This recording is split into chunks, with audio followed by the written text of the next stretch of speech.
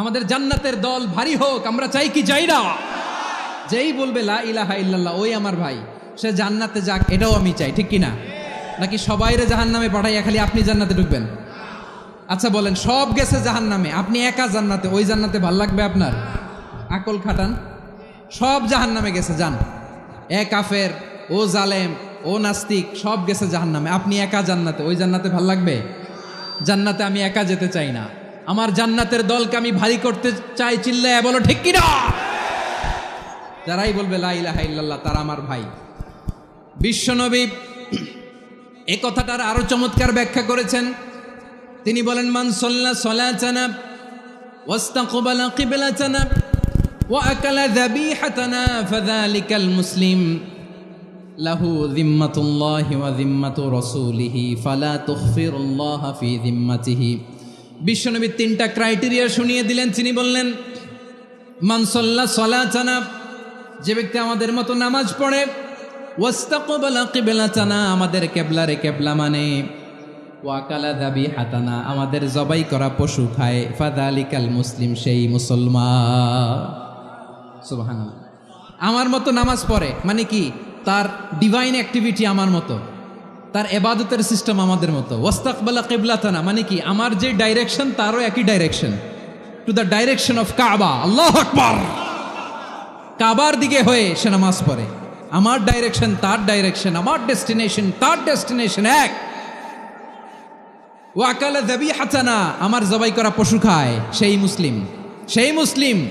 লাহু যিম্মাতুল্লাহি ওয়া যিম্মাতু রাসূলিহি, তার জন্য রয়েছে আল্লাহর জিম্মা, রাসূলের জিম্মা। ফালা তুখফিরুল্লাহ ফি যিম্মাতিহি, আল্লাহর জিম্মাদারির তোমরা খেয়ানত করো না। তার মানে তোমার মুসলিম ভাইরে অমুসলিম বলো না, তার জান মালের কোনো ক্ষতি তুমি করতে পারবা না। সুবহানাল্লাহ বলেন।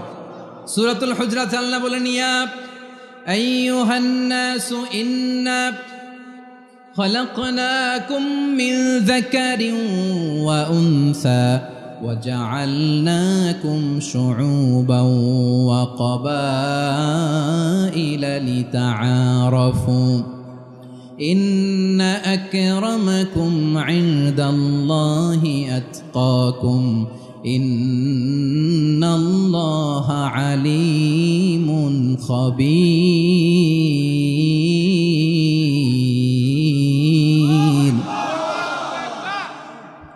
আল্লাহ বলেন, ইয়া আইয়ুহান নাস ইন্না খলাকনাকুম মিন যাকারিন ওয়া উনসা, ও দুনিয়ার মানুষেরা শোনো, তোমাদের সবাইকে সৃষ্টি করেছি এক পুরুষ এক নারী থেকে। আওয়াজ করে বলতে হবে, পুরুষটার নাম কি? এবার আওয়াজ করে বলুন, নারীটার নাম কি?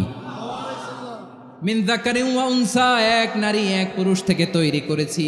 যাতে যাতে দলে দলে তোমাদেরকে বিভক্ত করেছি, যাতে একে অপরের সাথে পরিচিত হতে পারো। So may you interact each আদার।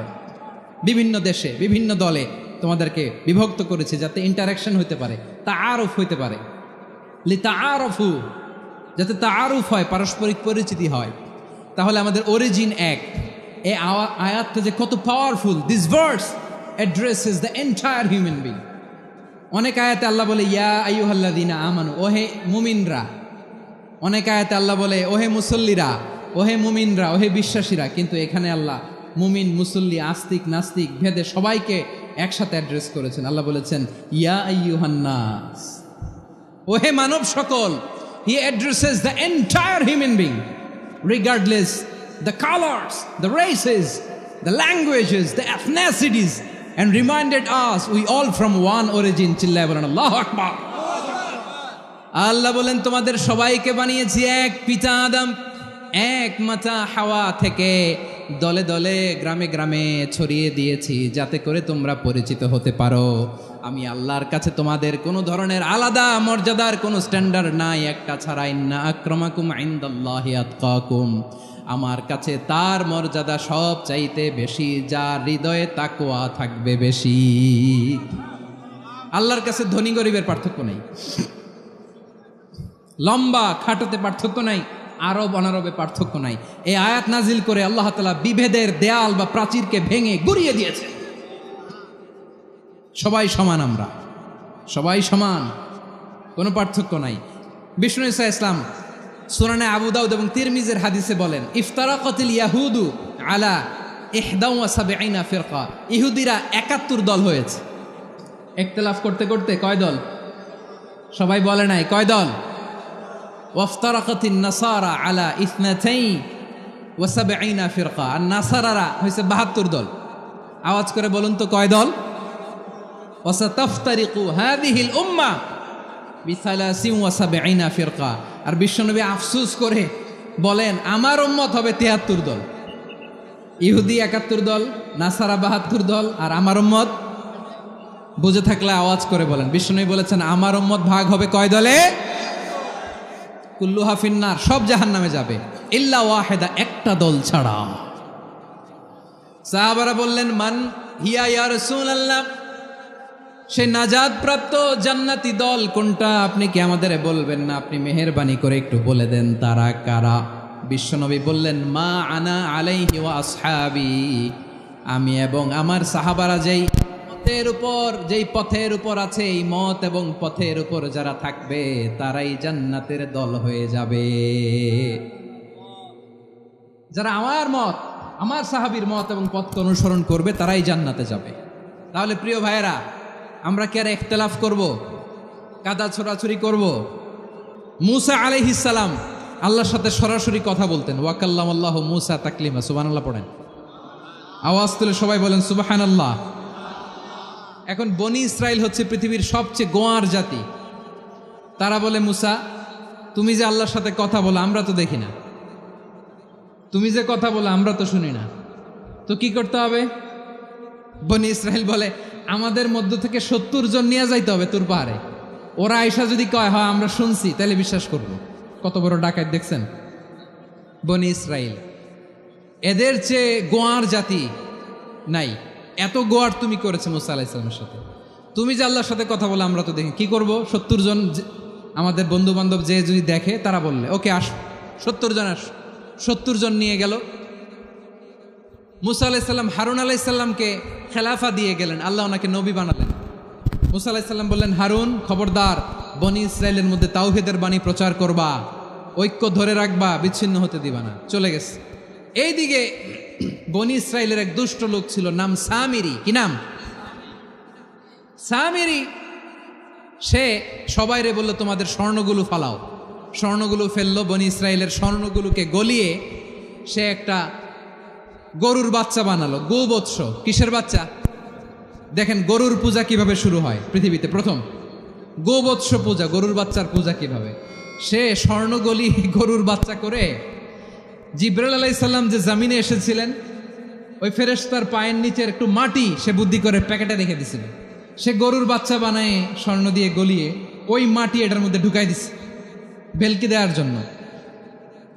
স্বর্ণ দিয়ে বানানো গোবৎস গরুর বাচ্চার গায়ে যখন সেই মাটি ছুঁড়ে দেয়া হলো, এখন বাছুরের ভেতর থেকে ভ্যাঁ ভ্যাঁ আওয়াজ আসতেছে। কি আসতেছে? সবাই তো অবাক। সামিরি বলে আরে তোমরা যে 70 জন দিয়ে মুসা আলাইহিস সালামরে পাঠাইছো, ওইদিকে এত ঘুরতেছে, আল্লাহরে খুঁজে পায় না, আল্লাহ তো এটার ভিতরে ঢুকছে। নাউজুবিল্লাহ বলবেন না? তোমরা যে 70 জন দিয়ে পাঠাইলা, 70 জন নিয়ে মুসা আলাইহিস সালাম খালি ঘুরতেছে, আল্লাহরে পায় না। পাবে কেমনে? আল্লাহ তো, নাউজুবিল্লাহ, এটার ভিতরে সেজদা দাও। এই সেজদা দিয়ে গেল। আল্লাহর নবী হারুন আলাইহিস সালাম বললেন খবরদার, এটা সুস্পষ্ট শিরক। আল্লাহ সব গুনাহ মাফ করে, শিরকের গুনাহ মাফ করে না। খবরদার, তোমরা থামো। কে শোনে কার কথা? এই যে যেমন এখন আপনারা আমার কথা শুনতেছেন না? শুনতেছেন? হারুন আলাইহিস সালাম বললেন খবরদার, এই শিরকি কাজে তোমরা সংযুক্ত হয়েও না। তোমাদেরকে কি মনে নাই আমার ভাই মুসা আলাইহিস সালাম কি বলছে? আল্লাহ শিরক মাফ করে না। খবরদার, শিরক করো না, আল্লাহরে ভয় করো। হারুন আলাইহিস সালাম তাদেরকে বুঝালেন শিরক করো না, আল্লাহরে ভয় করো। শুধু এতটুকুই তিনি বুঝালেন, দাওয়াতি কাজ পালন করলেন, কিন্তু প্রতিরোধ করেন নাই, সশস্ত্র সংগ্রামে লিপ্ত হন নাই, বাধা দেন নাই। কারণ গৃহযুদ্ধ বেঁধে যেতে পারে। উনি ভাবলেন আমি যদি আমার বাহিনী নিয়ে দাওয়াত দেওয়ার সাথে সাথে প্রতিরোধ করি, আক্রমণ করি, ওরাও আমারে আক্রমণ করবে, ব্লাডশিড হবে, রক্তপাত। এমন অবস্থা হবে বনি ইসরায়েলের মধ্যে যেটা হয়তো আমার ভাই মুসাও কন্ট্রোল করতে পারবে না। সুবহানাল্লাহ কইবেন না? এক একজন নবীকে আল্লাহ তাআলা কি ইন্টেলেক্ট দিয়ে পাঠিয়েছেন। তিনি ভাবলেন আমি দাওয়াতি কাজটাই করি, এটা যে হারাম এটা থেকে শুধু বারণ করি কিন্তু প্রতিরোধ না করি। আমি যদি ঐক্য ধরে রাখতে পারি বাকিটা আমার ভাই সামলে নেবে। সুবহানাল্লাহ। হারুন আলাইহিস সালাম প্রতিরোধ করলেন না, বনি ইসরায়েলের মধ্যে গৃহযুদ্ধ বেঁধে যাওয়ার আশঙ্কায় প্রতিরোধ করলেন না, আক্রমণ করলেন না, শুধু দাওয়াত দিলেন। ইন দ্য মিন টাইম মুসা আলাইহিস সালাম আল্লাহর সাথে কথা বলে যখন ফিরে আসলেন, দেখলেন বনি ইসরায়েলের অধিকাংশ লোক মুশরিক হয়ে গেছে, মুশরিক হয়ে গেছে। মুসা আলাইহিস সালাম রেগে গেলেন। রেগে প্রথমে বনি ইসরায়েলদেরকে অ্যাটাক না করে ভাইয়ের দাড়ি ধরলেন। হারুন আলাইহিস সালামের দাড়ি আর চুল, মেজাজি নবী ছিলেন। হারুন তুমি কি করলা? তোমারে কি দায়িত্ব দিয়ে গেলাম? তুমি কি করলা? তুমি থাকতে বনি ইসরায়েল কেমন করে শিরকের কাজে নিমজ্জিত হয়ে যায়? সাইয়েদনা হারুন আলাইহিস সালাম বললেন, ইন্নী, কোরআন সাক্ষী, কোরআন থেকে কোট করছি, ইন্নী খাশিতু আন তাকুলা ফাররাকতা বাইনা বনি ইসরাঈলা ওয়া লাম তারকুব কওলি। ও আমার ভাই, আমার দাড়ি ধরবেন না, আমার মারবেন না।